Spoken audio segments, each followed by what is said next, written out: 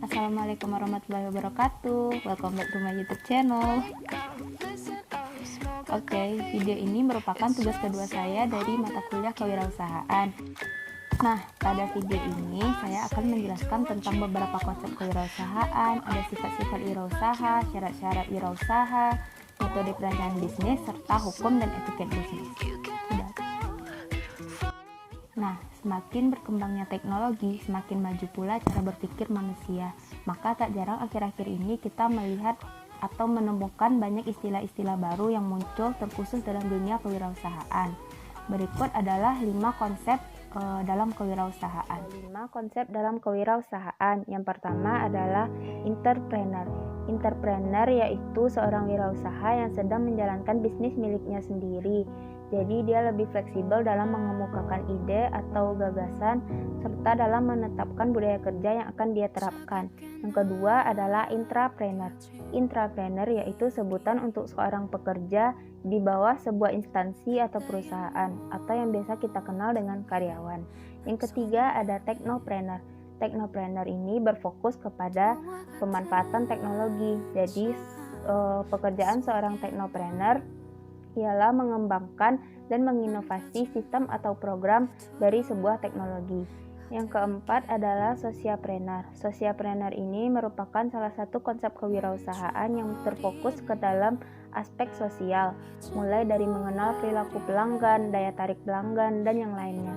Yang kelima adalah ecopreneur. Ecopreneur hampir sama dengan sociapreneur, namun perbedaannya ecopreneur lebih mengarah kepada aspek lingkungan. Selanjutnya ada sifat-sifat yang harus dimiliki oleh seorang wirausaha. Yang pertama, percaya diri. Yang kedua, memiliki sifat kepemimpinan. Yang ketiga, memiliki keorisinalan.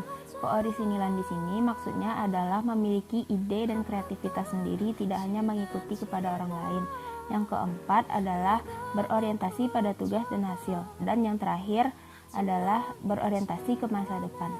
Materi ketiga, syarat-syarat menjadi wirausaha. Yang pertama yaitu berani dalam mengambil resiko. Yang kedua yaitu mudah menerima masukan. Yang ketiga, kreatif dan penuh inovasi. Yang keempat, berprinsip dan disiplin. Yang kelima, tidak cepat puas.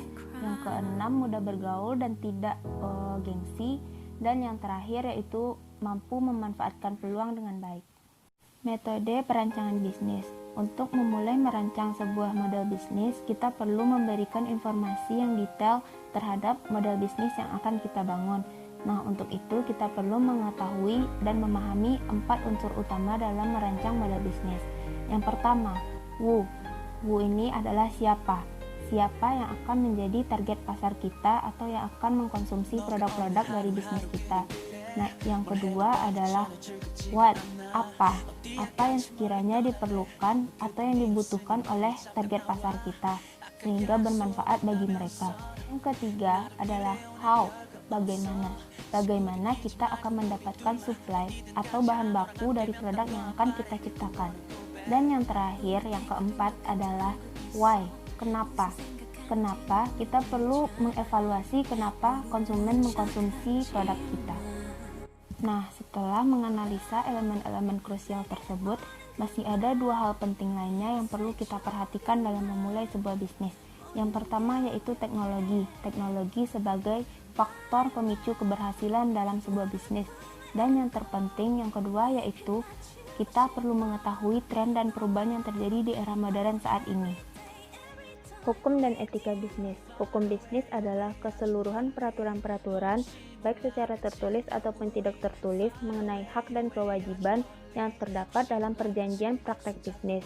Nah, fungsinya sendiri ada 3. Yang pertama adalah sebagai pedoman atau acuan dalam melaksanakan praktek bisnis. Yang kedua, untuk mengetahui hak dan kewajiban dalam praktek bisnis.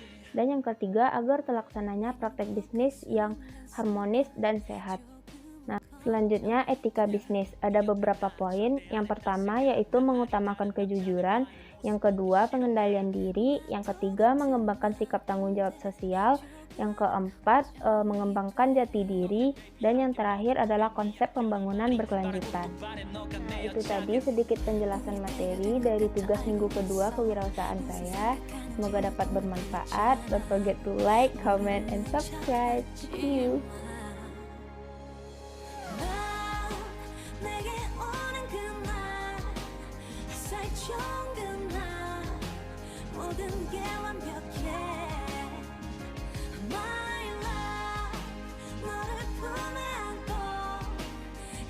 맞추고 싶어 너와